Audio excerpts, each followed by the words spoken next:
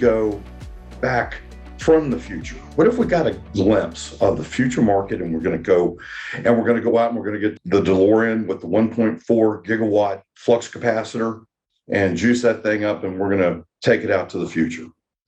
If you had sent out a friend and they come back and they say, hey, we've seen what the future is going to bring, and in the next 3 months, the market is going to be down. Well, that's going to be concerning to us, right? We're going to start, okay, wait a minute, don't want to be a part of that. But then our friend also says, no, but the good news is on the long term, it's going to be positive.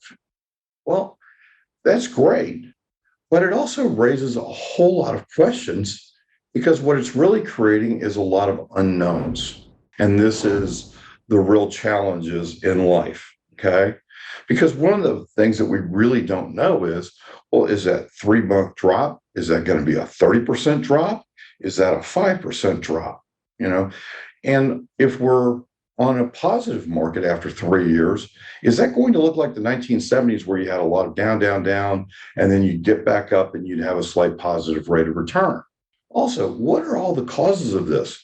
When Ryan was giving his presentation, he was talking about how at the beginning of 2022, all of a sudden we had the first ground war, the beginning of the first ground war in Europe since World War II. What are the wars that are going to happen out there?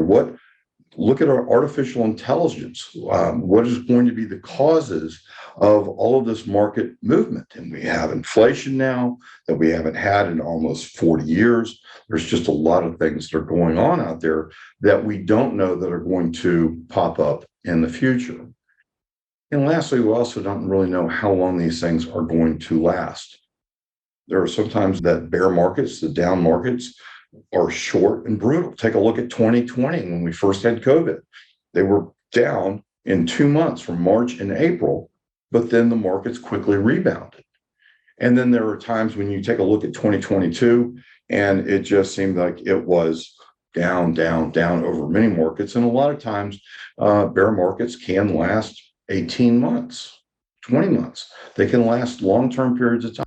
So we don't know the duration of these things. But what do we know? What are the factors that we're looking at? And what would you do if you had of this? And would you time the market if you knew it was going to be down in 3 months and up in 3 years? Or do you stay the course? Okay. And obviously within timing market, we're talking about people that are trying to buy and sell on it, often watching CNBC or whatever else out there. Or are we staying the course, which in many times often refers to, okay, I've got a 60% equity, 40% bond portfolio, which just got whacked last year in 2020, mainly because not only the stock market was down tremendously, but also because of inflation and interest rates moving up, the bond portfolio didn't provide the protection. So, what are we looking at doing here? Let's go back to the fundamentals of the market, though, for a minute, okay? The fundamentals of investing, I should say. Markets are going to fluctuate. And to that, I actually say, thank God, because fluctuating markets are where the opportunities are over the long run. If it wasn't for market fluctuations, positive rates of return and making forward progress would not be available. We also know there are going to continue to be many, many unknowns. And I always like to make the comment, somebody will say, well, why did the market go down or up today? And I'm like, I don't know. Maybe it was an even numbered month on an odd numbered year. I don't know. There are so many of the unknowns that are going to be going into the future, which is why it's the future. And it's why we don't have a DeLorean with a time machine in it.